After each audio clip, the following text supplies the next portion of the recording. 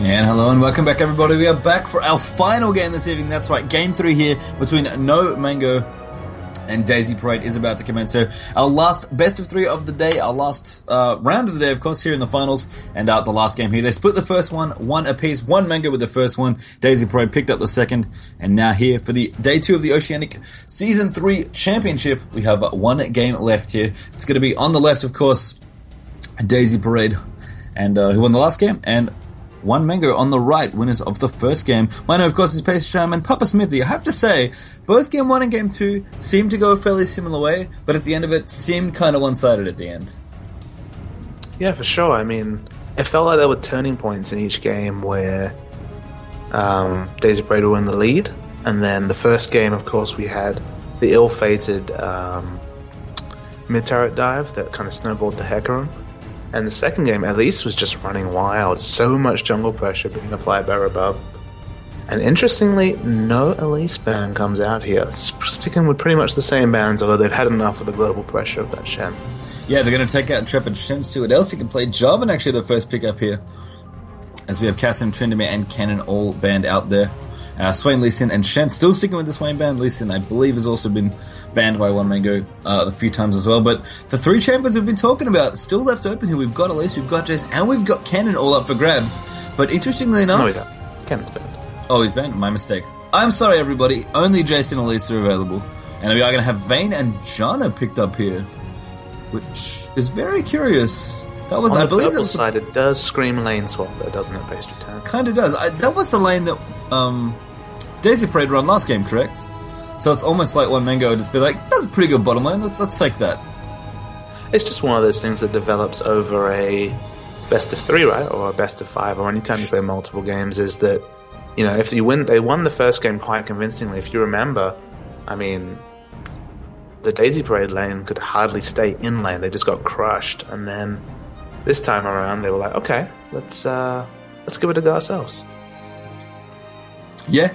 And take them out of their comfort zone is always a good thing to do in a best-of-3 situation. Sure, so ban the Shen out, pick the champions you had, and get Elise in here as well. We actually had Nami Caitlyn as the answer for their duo lane. They're going to have those two there on AD and support. Ooh, Zed, someone we haven't seen for a little while. I'm honestly surprised that we've not seen that much Zed. But he's going to be picked up here. We've got Elise and Zed now. Elise probably going to go in the jungle here for Stars. Stars was like, you know what?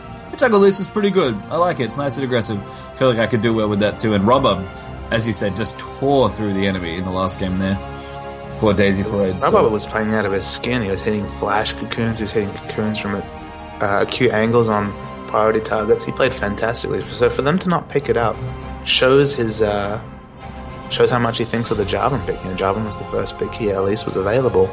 Clearly he thinks Jarvan is even more of an influential champion than Elise. Yeah, and Cho'Gath being moused over here, and still Jace is available. I mean, he might even just drop through this game.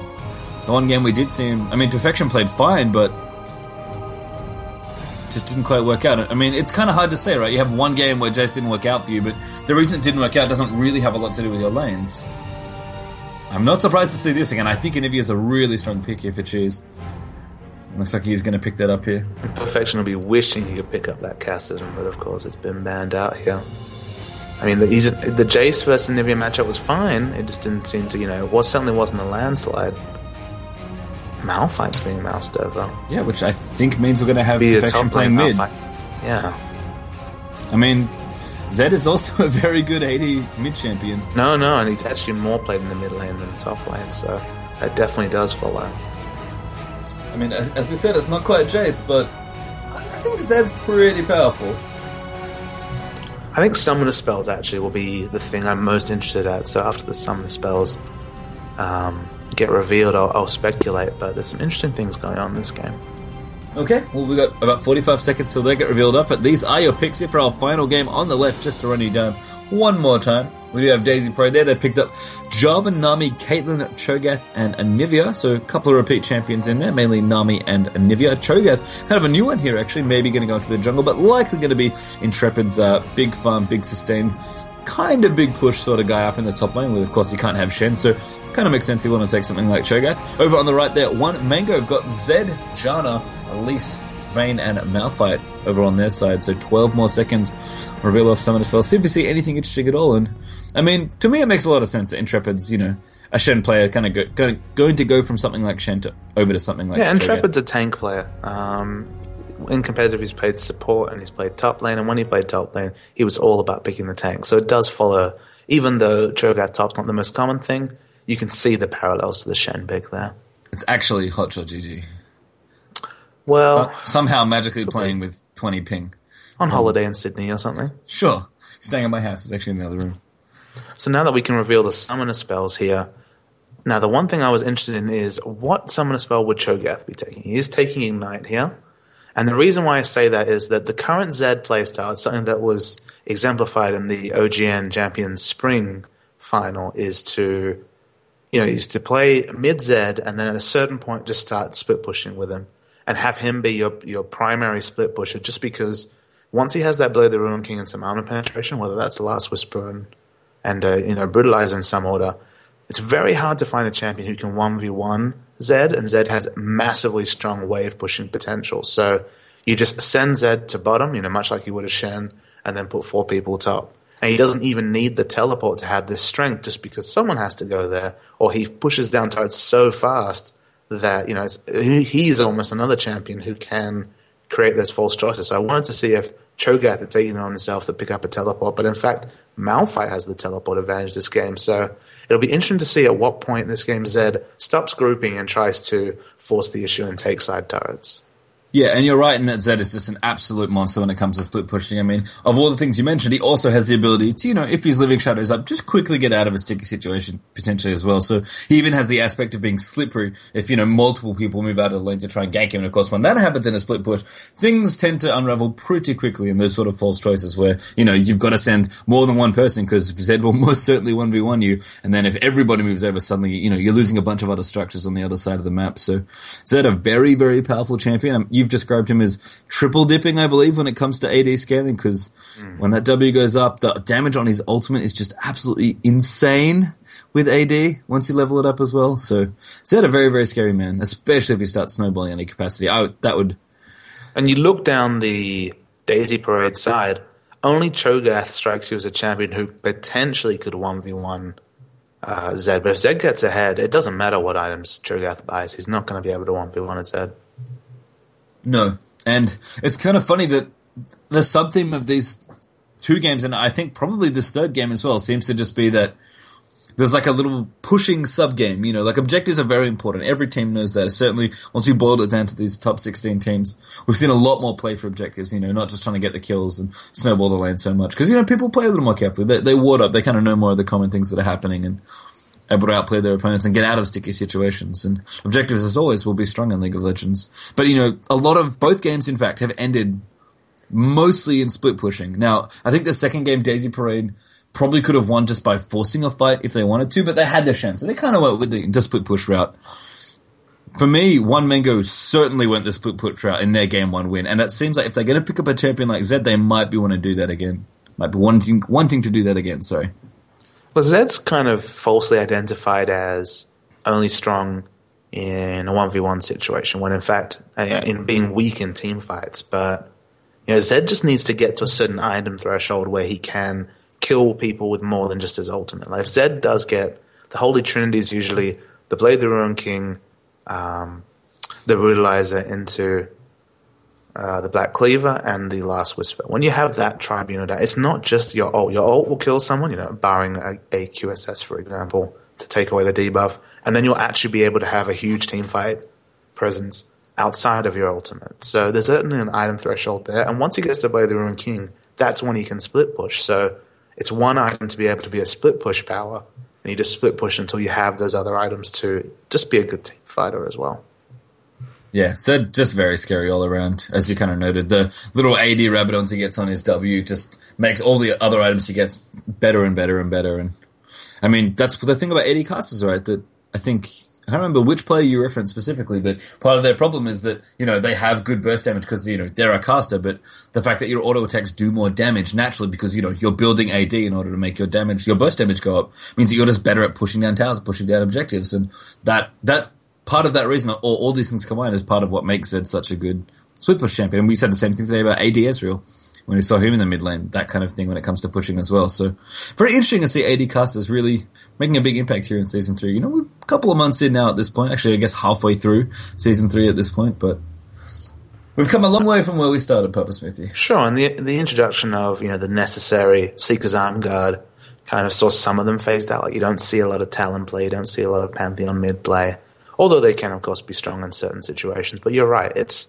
the fact that if you ever get pushed out of lane against an AD caster, they're building towards their abilities and their ability to auto-attack, so they are naturally able to push down turrets faster. And Zed probably exemplifies that more than most. Yes, Zed feels to be like the quintessential AD caster, and we'll see what Perfection can do here on this game. Of course, the last game here between these two. On the left, blue side for the last time tonight will be Daisy Parade. There'll be a blue squad over on the other side. Of course, the red guys, they are one Mango. Two teams that had a lot of hype coming into this final here. They pretty cleanly went through their bracket. Had a lot of good matches, of course, with Daisy Parade upsetting the number 1 seed in the tournament, Frenetic Array, knocking them out in, I believe, round 3 or 4. Oh, round 4 actually was the last game of day 1 they played in the last round. And of course, One Mango have a lot of hype around them too. You saw a lot of those borders in the loading screen. Yeah, these guys are, and we don't even know if they're the, real accounts potentially, but there's a lot of solid Q power here across these two teams, and we've had some good matches so far. We've gone all the way down to the wire. The only best of 3 to go to 3 games today, Papa Smithy. And it all ends here in terms of finals. But all the teams that made it to the finals, including these two, are already through to the cut to top 16. So nothing to play here but a little bit of seeding. But when only 4 teams get to go, seeding could make a big, big difference here for either team, and they would both love to win here. Yeah, and we've made the point a few times now. Loser players immunity is a high stakes game, whatever way you look at it. Because remember, it's still 2 rounds away from being in packs. You need to win 2 more best of 3s to get to packs. If the first one's immunity, your chances aren't looking too hot. No. And as we've said, you will have to beat them eventually, but you kind of want to beat them, when you're already at the tournament, secured a little bit of prize money.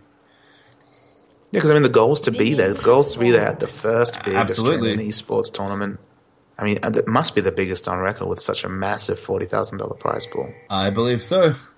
I think with the amount of teams we had play and register, we might already be there for Oceania. But yeah, if you only want to look at it as I get to play League of Legends and get a free ticket to pack, it's a pretty good deal. There's certainly more sweetness in there where that came from as well. And the 16 teams that we have left definitely would all love to make it there, but only 4 can go, remember.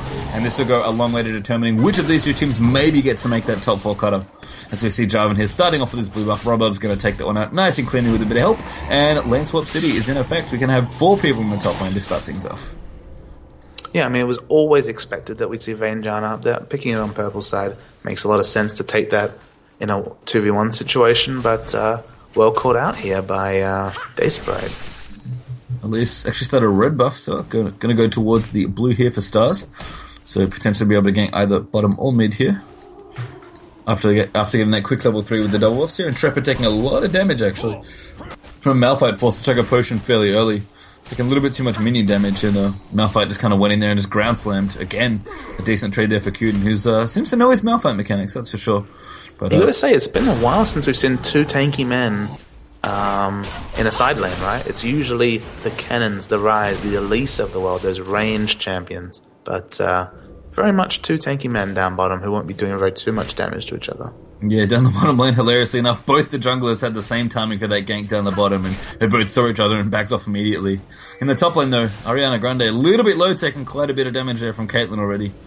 And when those Aqua Prisons land, things tend to go pretty bad pretty quickly, because you're basically guaranteed the Piltover Peacemaker damage and a couple of autos in there as well. And Vayne already quite low here, with no other potions, unfortunately, and sadly those Yordle Snap Traps. Open up a camp up top lane, otherwise Ariana Grande is going to really, really hate his life. Here comes Stars. The ward will spot him off, though. Good cocoon there onto Shazam. Want to keep going in there. There's a Venomous Bite in there as well. Good knock up there from Janna. Repel down there as well, but under tower range, exhausted in there as well. And Caitlyn are going to take a little bit of damage, but I think well played by both teams, actually, to not take too much pain. The cocoon just missing.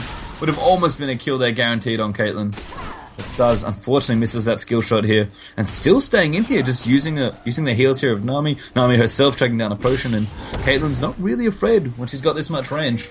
Already feels like she's poked down Vayne well enough. Worth noting, no summoner heal pickups from either team this game.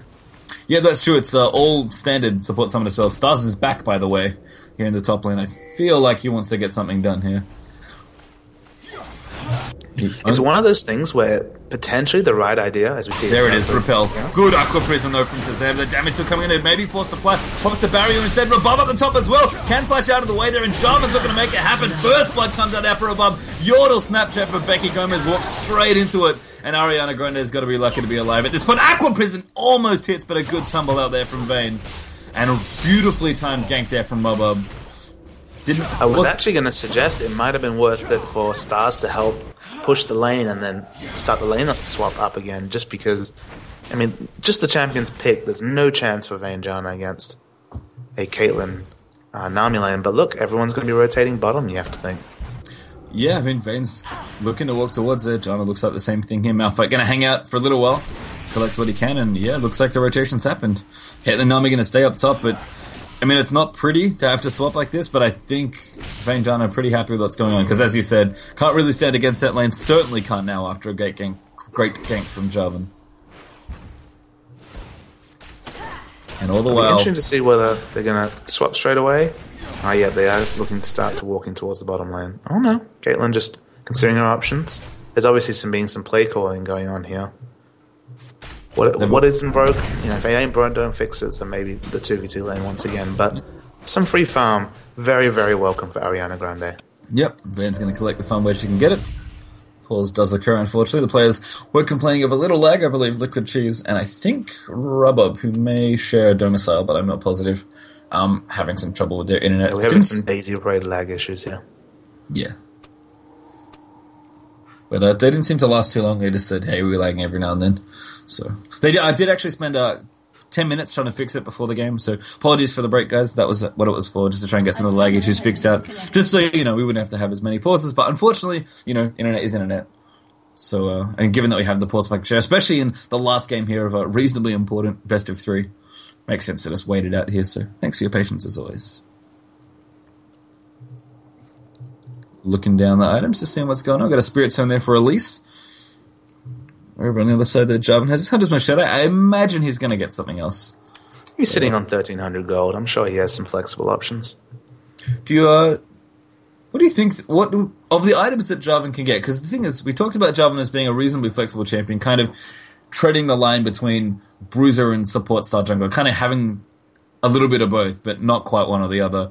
I think both Spirit Stone and Razors are arguably viable on Jarvan. Do you have a preference personally, or from what you've seen in the competitive scene? I think because Jarvan does like to use his abilities quite a lot, the mana regen especially from Spirit Stone is quite important on him.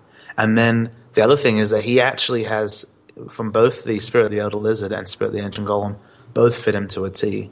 I was actually wondering this game. I'm fully expecting a Spirit Stone pickup. I was actually wondering in my head which evolution I'd go for. But because you have a true tank here, Cho'Gath, a true tank in every sense of the word, we might actually see the Spirit of the Elder Lizard rush here because he's already snowballing 1-0-1 Jarvan at 5 minutes.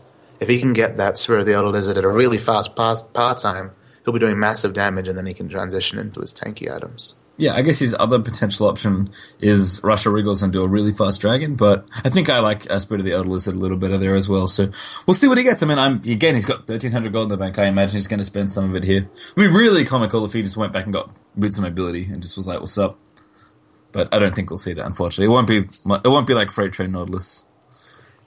I guess not. Nothing will ever be as glorious as Freight Train Nautilus. So looking through, we've got Catalyst working on here for Cho'Gath. He's got both crystals, the blue one and the red one. Got almost a Philo Stone up there for Janna. Malphite himself... He's going to build tanky. He's got tanky options. Because the thing is, whenever I see 2 rejuvenation beads, I know very specifically what item builds out of, but he doesn't necessarily need to use both of them. But I don't think we're going to see a Tiamat, as much as that would amuse me. Remember, that's also the build path for Warmogs. Yes, it is true. It's just a case of it's a good opening. Items. It's a really high regen opening to go double rejuve 3 pots, and then either you build a straight up, you rush a Warmogs, or you can pick it up later, or you can sell them because for a 180 cost, they do sell for 120, so you don't lose a lot of gold. Yeah, I think Rejuvenation Bead almost slept on as a cost-efficient item. But I remember way back in the day seeing Rejuvenation Bead. When GG did his mid. Yes! We've been playing on every champion, basically. Yeah, including Aurelia, which was sweet. GG. Now he's in the jungle. He did it on Twisted Fate. He did it on all sorts of champions. Yeah, he liked the potions. He needed all of them. Thank God we don't have 9 potions anymore. That's all Yeah, that was not particularly exciting. So that play will resume here, though. Bring back the League of Cleavers, pastry time. I do like some cleavers. I am a fan. I'm sure Mundo will be back. He has been played a little bit for Mundo fans out Please. there. It's okay. It's okay. Do you really want the League of Cleavers back that badly? No, I was saying please at the next. I know. It's okay. It happens. It looks like it might be on the other side. Although, to be fair, I don't actually know who had connection problems the first time. No, this was indeed the other side. Stars is having problems with his screen bugging. That is awkward. Which is hilarious because he's playing Elise, right? Yes. Sorry, I went for it. Tried to go wholeheartedly. I know. It seemed funny, but our Skype call is saying 8 hours 46, so... That's not probably an only funny unreasonable short amount of time. Probably only funny in my head. It's okay. It's last game, everybody. Last game, Papa Smithy. We can make it. It's all good. No, it has, in all seriousness, been a long day, but it's been a fantastic first 2 days of qualifiers ago. To honestly go from 603 teams to 16 in 2 days is a phenomenal effort from everyone who's been involved in this tournament. So we are but a small part. We're the part, I guess we're the output, you know. The players are the input, we're the output. So players go in and casting comes out. And you guys get to see some great League of Legends, but there's a lot of work that goes in the middle to making sure everything else works out. And we don't give enough credit to Infeza, of course, who has also been observing all the time that we've been talking. Yeah, the time of that Skype call doesn't just apply to us, it also applies to our lovely Zoba Infeza, so shout out to you, buddy. He's been doing a fantastic job, I'm sure, and hope you guys have... I've certainly enjoyed having to do the camera, so thank you, our kind friend. Only one more game left to you two. Some more mad swapping going on here. Is Vanjar like, get me the hell out of this lane with Caitlyn? Yeah, it's like a game of ping pong right now. Yeah, it's funny whenever this happens, because it seems like the last lane swap is usually the one that gets you, but you do lose a little bit in the transition, right? I mean, at some point, one team is probably going to say, okay, enough's enough, we don't need to swap anymore. I mean, Jarvan coming here down the bottom lane might actually be the perfect time to try and push this turret down, and then all of a sudden it's like, oh, what do we do now? Because they might just get swapped back in again. Well, the one thing you can say is that if they can keep swapping until Zed has Blade their own king, because then Zed can go on a side lane and they can go mid. Yeah, that's a good point. I mean, apart from all the swaps that are happening in top and bottom, one of the constants of this game has been basically the free farm that's happening in mid lane, and it's very even between the two right now. Both Nivea and Zed CSing nicely, but, you know, they're on the way to their item builds. Cheer of the Goddesses builds up. Build Order Cutlass in there for Zed. I mean, Zed potentially could kill Nivea, but it's kind of irritating to try and get that passive out of the way, kill her twice, as it were. Especially if you have to use your ultimate to kill her the first time. At this early level of Zed, you're usually not going to be able to do a whole lot on top of that, but for the most part, they've just been free farming, and I think you're right. Once Zed does get that jump there, he's likely going to move around.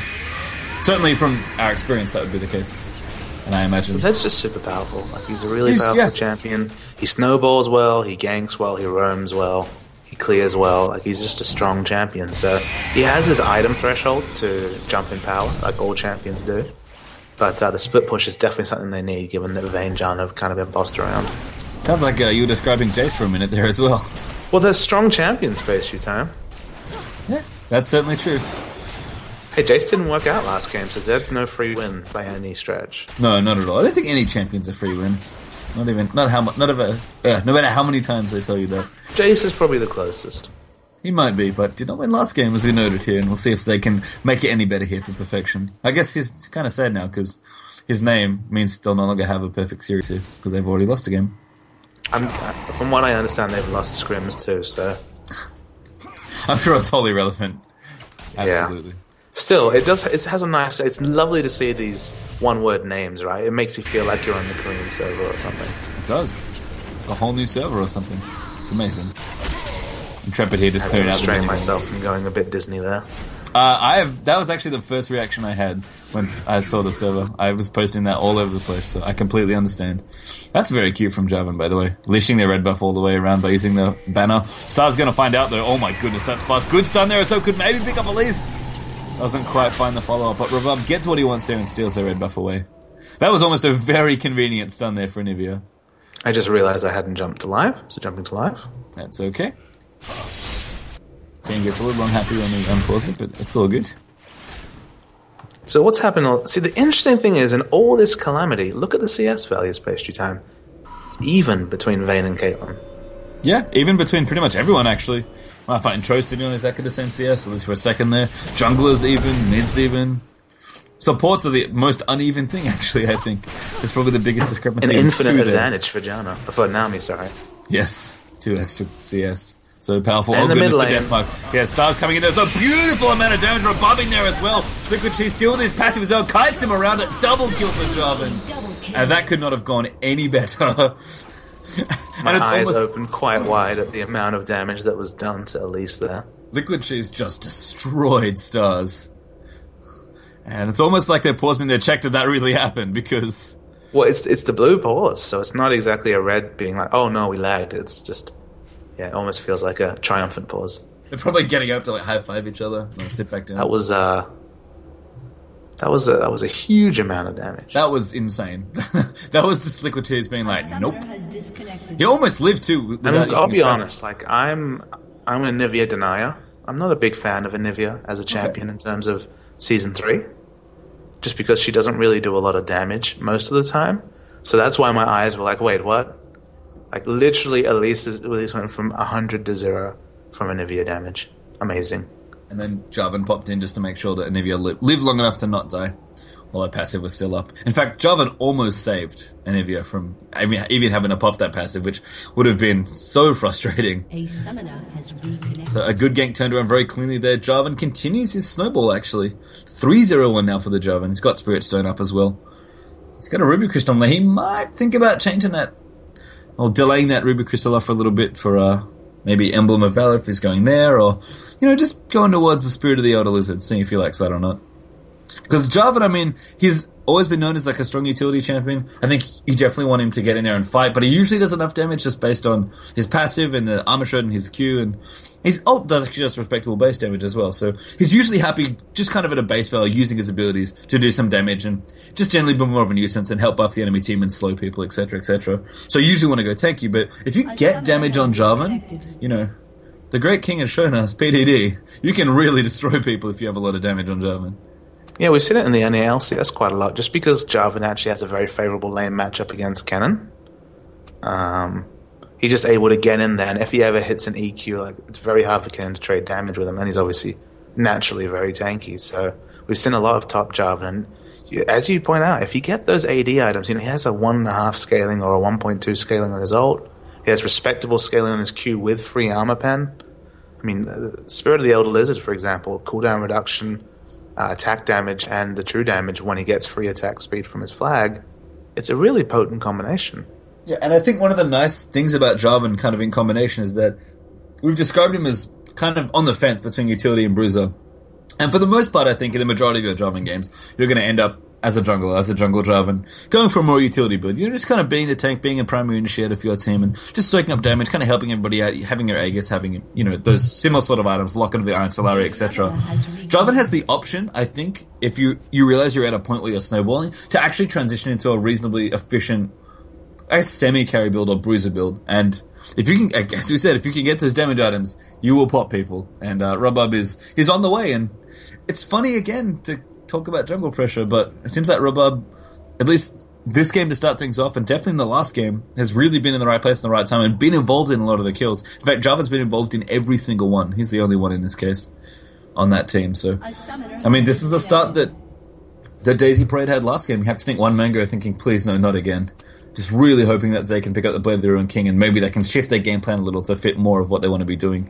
Because, I mean, the duo lane didn't go quite so well in top lane to start things off. The CS being quite even is nice, but Vayne's still going to be behind a little bit of gold from some assists, and Vayne certainly needs a little bit more gold than Caitlyn to get going once we roll into the mid game. So, pretty interesting game all around. I think we've had more pause time than actual game time, unfortunately, but it does happen, and of course we want to make sure the players' connections are all well and good. For sure, pastry time.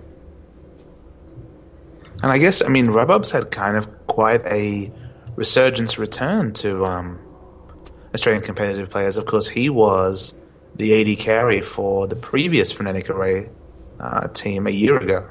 It feels like it's been a very quick year, but he was the AD carry then. It wasn't successful. That team lasted only a couple of months, and then he kind of disappeared. Now coming back as an amazing high-pressure jungler, so well played to him.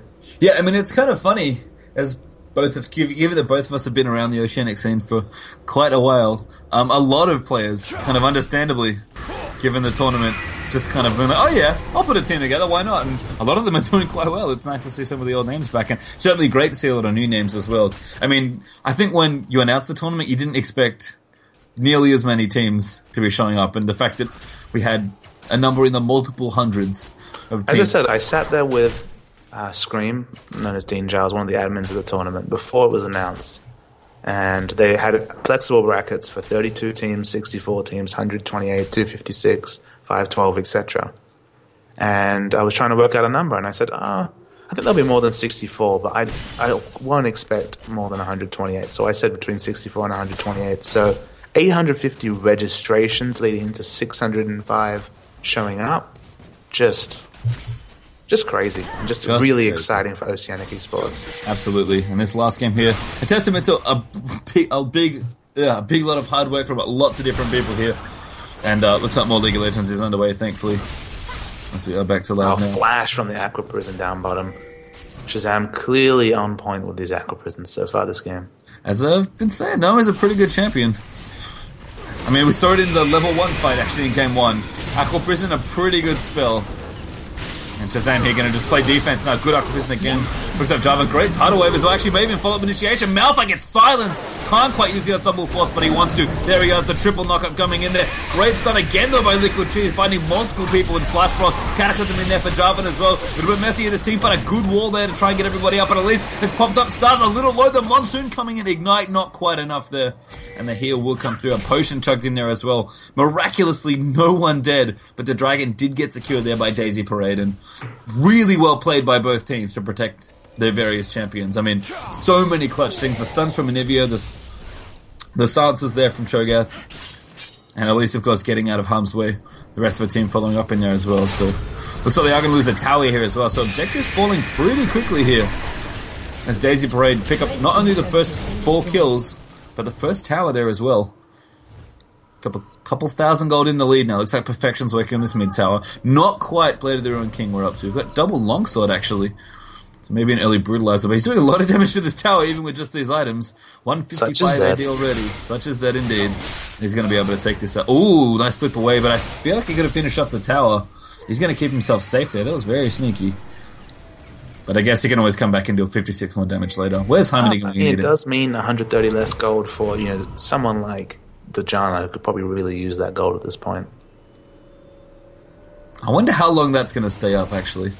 We're about 13 minutes in. That tower's 1 feet away. I think Janna has that for a little. Normally I'd say, it'll fall down in some team fight, but we are dealing with an Anivia team here where even getting in range to get one auto in is going to be very difficult. So maybe just a sheer backdoor at some point. Certainly can be. I mean, 4-man pressure now as well. Good counter push coming out here from Daisy Parade. They're going to take out this mid-tail. Perfection's like, guys, where's my help? Good Aqua Prison as well. Good ebb and flow damage. Zed checks it off, but the mid-tower goes down.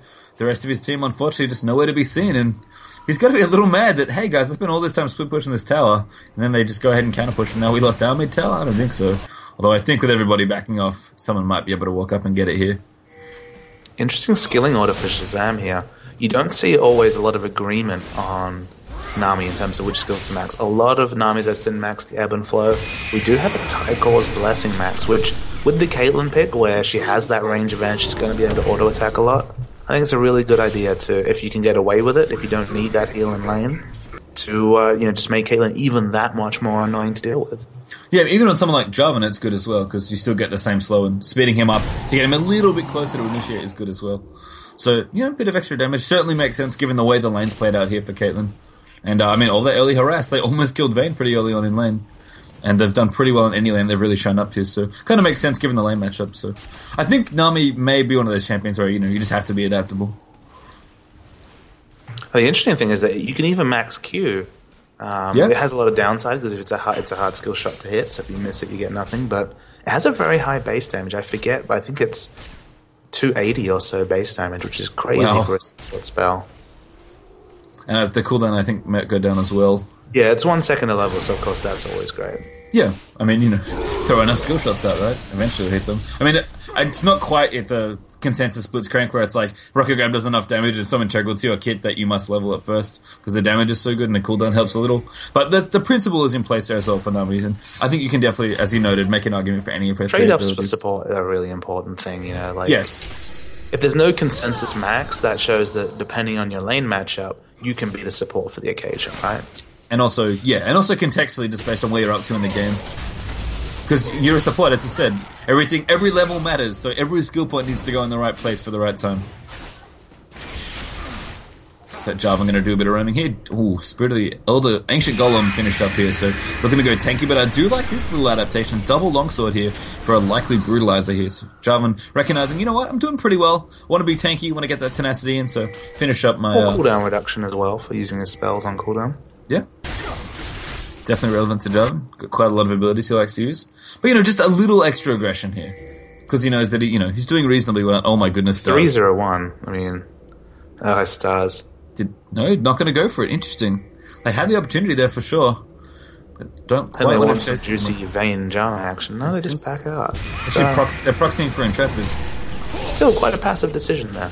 It was. I'm very surprised that Lisa's alive, but I'm sure Stars is happy about the decision. And that tower is going to fall regardless. So nice little bit of pressure there from Daisy Parade. I mean, they are really opening up this game, and Zed finally has finished his Blade of the Ruin King. But, 16-minute Blade of the Ruin King, not too shabby, but it's awkward to say that it feels too late in this situation. The game is slowly slipping away from them. I mean, 3 global objectives. There he goes, Deathmark in the mid. Barrier activated though as well. Nami comes in there as well. Damage still coming out. So much pain for perfection. Exhaust not even enough. Wow, that was a flash from Shazam. Completely denies the Malphite ultimate. It's funny because we've been joking about it too with low latency. Oh, Malphite ultimate sucks now. 3 turrets and dragons, a lot to come back from, basically. It really is. And it's not getting much better here. I mean, Perfection kind of, I guess, flexing his muscles there, being like, yeah, I can actually kill you now. I have Blade of the Ruin King. I'm actually ready to pop your squishies, but... And look, he's bottom lane now. He knows what his role is in this game. Yeah, absolutely. And the mid tower did go down as well. Minions managed to finish the job there. So I think, this is going to be a really interesting balancing point in the game because, Daisy Parade clearly have an advantage. They've got almost 4,000 gold up. Clearly taking good control of the objectives. Got a good amount of map control. And Zed's kind of in a position where it's like, okay, I'm ready to execute my game plan. So I guess this is their response here. Send Intrepid down bottom. He was their guy to defend the split pushes. If Deathmark is up, Intrepid is not able to 1v1 Zed. No. I think if Deathmark is up, no one is able to 1v1 Zed. Intrepid can get there with only just a health pickup. Obviously, Blade of the Ruin King, the biggest answer to health in the game. Yeah, and Dragon going down there as well, by the way. So again, good clean objective control here from Daisy Parade. Intrepid going to keep this tower alive, and now Malphite rotating down as well, potentially. Has his Sunfire cape, curiously enough. With that teleporter, almost feels like he wants to be doing, some extra split pushing here. We did see that from One Mango in the first game, actually. Kind of the triple split push here. Perfection getting eaten there as well. Literally as Consume comes in. Sorry, as Feast comes in. Wrong champion that eats stuff. I guess Nunu can't eat people. That'd be a little silly. Then the rotation here coming out from Daisy Parade. And they're going to try and pressure this turret out as well. Zed's pretty low. He's the one they're really afraid of in terms of, completely killing Caitlyn instantly. So they are just going to back off here and maybe try and pressure somewhere else. So probably got a bit of gold to spend, I imagine. In fact, that's a mass recall there in that tri-bush. The one issue I see with the Zed split push strategy here is that they have very weak wave clear on the rest of the team. Malphite needs to get into melee range effectively to use his E to clear waves. At least, especially from the jungle without much AP, the Spiderling isn't going to do too much damage. And Vayne, I guess she could pick up... the only solution they would have would be Vayne picking up that static Shiv, but it's not an ideal item choice on a dueling champion. That's mostly a team choice to pick up the static Shiv. Yeah, and I guess, even Anivia could probably just sit at the tower of the lane that Zeg was pushing and just clear the waves out. Or failing that, just push the other waves while they're pushing in. In terms of pushing power, I agree with you. They've got Zed, who's a great pusher and a great split pusher, but in terms of, multiple people pushing, something like Anivia, Nami, Jarvan, and Caitlyn actually are all contribute quite well to a push. Whether it's wave clearing or just being Caitlyn hitting towers or Jarvan actually giving people extra attack speed as well in pushes. And of course Nami for the disengage. Oh goodness, Deathmark here and Shazam. A double force used in there as well. Nami dies definitely as that ultimate pops off, and Zed gets yet another kill. So Perfection doing what he needs to do here. He's picked up, his key item, his Blade of the Ruined King, and he's got 2 kills with it so far. Every time his ultimate's been back up since he's got that item, he's gotten a kill. So the Boo buff, very helpful in that regard, as it keeps down to about a 60-second cooldown. He'll just go around assassinating. He'll have trouble with Cho'Gath, as we saw already, but otherwise he's a very happy hunter when it comes to getting kills on the fields of justice. It's a Perfection going top now, and he's really just trying to be as mobile as possible. He knows Cho'Gath is stuck in the bottom. In fact, I really like that they sent their duo lane bottom here, because Intrepid's actually more tied up. It can't really stop Zed. The one problem is that if the rest of Daisy Parade all group up and actually start trying to push, but right now, there's only 2 of them in mid. I guess 3 as Caitlyn runs away a little faster as well. Nami's coming back. Yeah, they're pinging onto Zed. They realize we have to stop this guy. Perfection's already back to face. Not even interested in He needs to buy tower. time. That's what Perfection's job is here, is to buy time to go and split push as many lanes as possible, to stop, to make sure there's always pressure on the map, because they need Vayne to pick up items. She's got her first item, she's starting to get there, but she's not at the point she needs to be, and Zed can buy that time. And is doing quite well here as well in that regard. Black Cleaver now up for Zed, by the way, as well. That did not take long. And looks like, I think Daisy Parade, realizing they might want to try and force a 5v5 here. As you said, Cho'Gath can kind of stay in the lane and push them off. Anivia can kind of do the same as well, but they don't have the teleport. Oh, good, great cocoon now into Liquid Cheese, but it's not going to be enough. In fact, Perfection here, kind of in an awkward spot, gets Ace in the hold as well. There's a good silence, but Rupture not going to hit there with Living Shadow up. And Daisy Parade going to have to rotate back towards the mid. They might get this tower here. Zed's got to go back. There's not a whole lot of people left. Vayne coming in there for a little bit of damage, but here's Caitlyn. Malphite going in, debuffing that attack speed, trying to get in there. Intrepid going in, trying to get up to Ariana Grande. Vayne almost dies there to Cho'Gath. And now Cuden caught that great stun in there from the Flash Frost. And Robob in there as well for the Cataclysm. Gets Monsooned out of it, but EQ's out of the way there as Perfection tries to pick him up. Akabrizza not quite making it. Liquid Cheese getting in there, the double kill for Caitlyn as Janna gets picked off by Piltover Peacemaker. And a really smart force there from Daisy Parade. And these are the fights where Zed does suffer. When the rest of his team is struggling, he doesn't have much answer to early grouped fights. That's why he splits. So, fantastic play from Daisy Parade to identify that and try and prey on his one weakness. And a nice quick inhibitor, 22 minutes down there as well. And you're right, you saw they ping like, this Zed guy keeps pushing. Intrepid, I don't think you're working here. Come with us in mid and we'll see what we can get done. And the weak tier 2 in mid that tried to get defended there by one Mango turned into an absolute disaster as big tanky Cho'Gath just ran in there, tanked up almost everything, almost solo killing the Vayne by diving through the rest of your team and your tier 2 turret. And then of course that led to a couple of extra kills on that inhibitor going. And now I think they just have to be afraid maybe of the counter Baron, maybe make sure they can defend some of their pushes. In fact, Liquid Cheese is even relaxing near the tier 2 tower to try and prevent the push that's coming in here. The rest of their team will be back up, he can go back and heal. And then that inhibitor is going to start pushing in, and Daisy Parade can kind of do whatever they need to do after that. And having an inhibitor down kind of moots a lot of the strength of a split push, because they can pick Baron up here, and there'll be so much pressure in the mid lane that Perfection basically has to split mid to stop the split push, if anything. Yeah, Perfection did get a free tower down the bottom there, which I do like. He's still, again, buying time, being active on the map, but Oracle's up here for Shazam. Perfection all the way down the bottom. They can try and fight this here. And Nivea's coming back. Actually, it's 4v4 for a little while. And Daisy Parade, I think, smartly back off. Trepper took quite a lot of damage tanking that. They do have Smite. They have Feast as well, so to try and take out that Baron. Oh man, Shazam gets owned by Baron.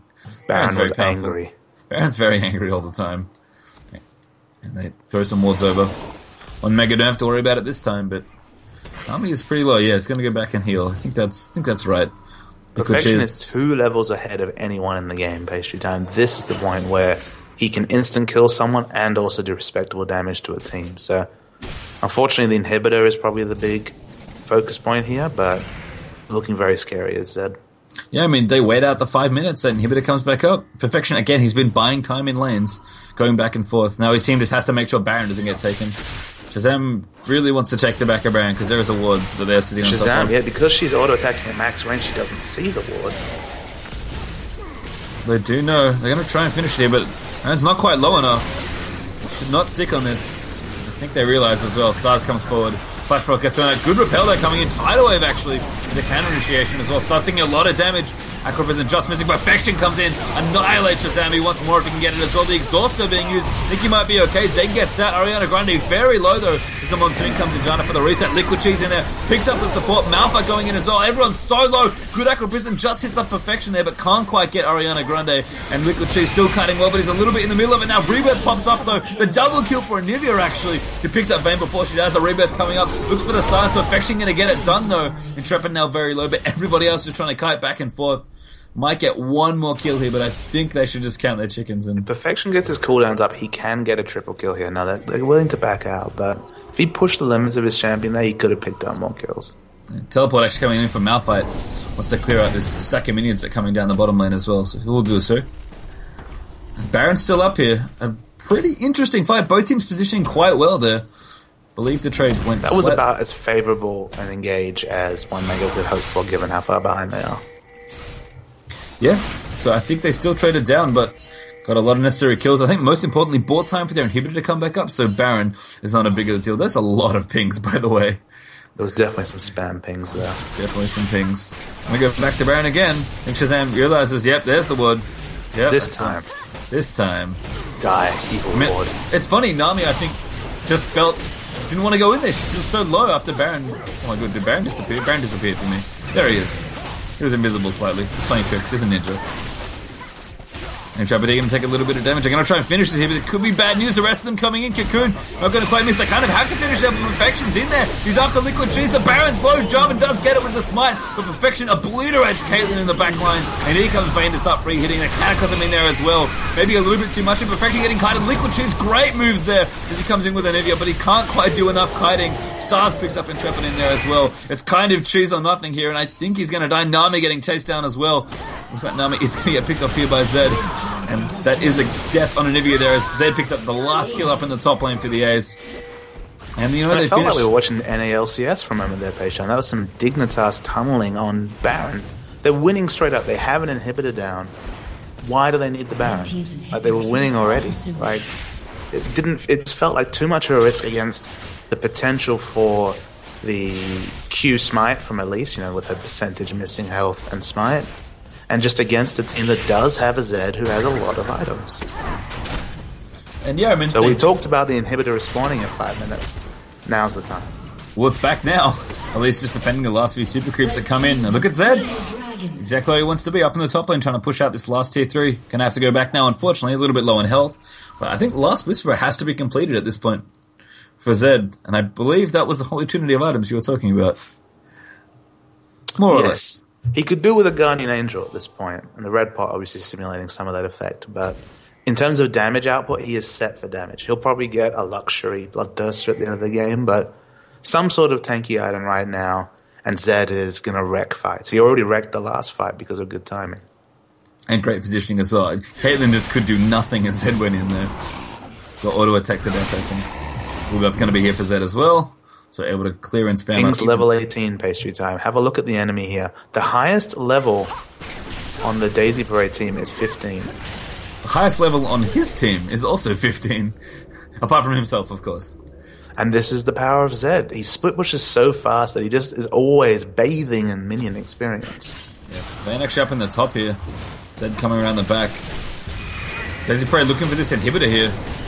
Looking for his Caitlyn. I think he's going to find the Caitlyn. Deathmark goes in Liquid Cheese. The target there gets obliterated by the Deathmark as he pops out of there with Living Shadow. And there's the knock up in there as well for the Howling Gale. Picks up on Intrepid. 2 quick kills there. And some very nice positioning and a great Malphite ult coming in. Perfection now chasing down more. Nami likely going to lose the reduction here. Good Aqua Prism. But I think Stars are going to be able to make it. No, actually Venomous Bite's away. Looks like the rest of the team kind of want to give this up, but still running in. Feels like a very long chase here, but everyone actually gives it up. I feel like Elise could have been in there and either repelled or cocooned or both, but instead they're maybe going to die past his tower. Perfection in there. Gets exhausted, but it's too late, unfortunately. Nami takes a lot of damage, and this tower's going to absolutely melt. The Zed show is in full effect, Pastry Time. It is indeed. Bit of tunnel vision on Baron may have been the game here. It's certainly not over, but I don't know what answer they have. Bye-bye. That is just ridiculous. His Deathmark didn't even explode. No. If he literally overkilled the Caitlyn by about 800 damage. And I think the filthiest thing for me is when Zed's just in this mode when he's comboing you, he living shadows out and then you die to the deathmark proccing. Perfection coming in there again. Liquid Cheese. Doesn't even have the deathmark, still taking a lot of damage. Perfection knows the targets he needs to go for. He's already gived Caitlyn. Picks up the tower there as well. Good cocoon there on the Liquid Cheese, but they would rather have the inhibitors at this point. And again, this double AD with so much AD offset and the power of Vayne. All these structures melt so quickly. And that's the inhibitor for an answer there. They still have their mid inhibitor up. I think you're giving Vayne too much credit mentioning her in the same breath as Zed, given that he's been involved in 10 kills and Vayne has been involved in 4. She certainly did some damage at some point. But you're right. It is clearly, as you said, the Zed show. Going to be walking towards that Guardian Angel just to have a bit of insurance. Hasn't needed it so far. No, it's just has gone in and pieced out with Living Shadow every single time. But he'll take it.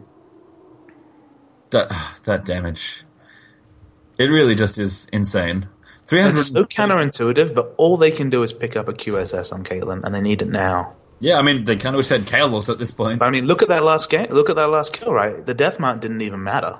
So, I mean, she just died straight up to his damage. The deathmark was the overkill damage that didn't happen. So it's just a gap closer at that point. Yeah, pretty sick gap closer. It's nice. It's a nice one.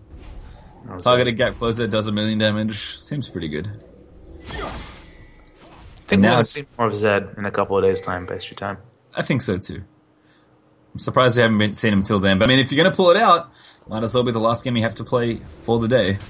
Oh man, bit of base trading going on here. 5-man mid has the call straight to that inhibitor. Instant recall from everyone. But I think this inhibitor is going to go down before that can happen. Unfortunately, the home guard is up. So comes Elise. Cocoon. Perfection. He knows who he wants. Good rupture there to prevent Zed from going in. Oh, he comes in anyway. I think he's after Liquid Cheese. The damage comes out. Zed shut down by Anivia. Just completely melts him as he comes in. Great play in there from Liquid Cheese. Again, just bursting someone down as Anivia. Vayne's still doing damage in the back there. Ariana Grande kind of free hitting here, but Caitlyn's alive as well. Now Vayne a little bit of trouble. She's a little too far forward. The rest of them coming in now. Guden's going to take a little bit too much damage. Malphite can't really get out. The rebirth there from Anivia brings him back. Good Aquabis in there for Nawi to secure that kill. This inhibitor's going to fall. In fact, the rest of the towers might even fall here as well. I believe the game's going to end here, Face Your Time, and perfection giveth and perfection take away. It really does. Based perfection. Could not give this time. One Nexus turret down. Jarvan and Caitlyn. 10 seconds? I don't think so. Looks like we do have a winner here. Daisy Parade. They split the first 2 games fairly one-sided, but a reasonably tense end of this game. Daisy Parade will come out victorious 2-1 and have the honor of not having to play Immunity. Good game well played. That was our last game of the day. And Daisy Parade, a very well-earned win yet again against a very formidable opponent. They already one thing we can say, what an explosive game that is going to be. One Mango against Team Immunity in the round of 16. Yeah. So much on the line, and a team that has certain skills and qualities that will shape up very well against the best team in Australia. Absolutely. I think, you have an open tournament this big, the prize is so good, you obviously attract a lot of old players, a lot of new players come out as well and be like, you know what, I actually might try for this. And I think the 16 teams we currently have, as you said, maybe not the 16 best, but a very good representation of the skill of Oceania. And I can't wait to see those playoffs, which of course will be coming up in the upcoming week as well. So we'll take a quick break here. We'll have an interview with the winning team. It'll be Intrepid from Daisy Parade there. We'll bring him in after a couple of minutes, and then of course we'll sign off because we are done for the evening after that, guys. But we'll take a quick break. We'll enjoy a winner with an interview with one of the winners in Intrepid, and then we'll be back to sign this off here for our last day here, day 2, the Oceanic Season 3 Championship. Stay tuned.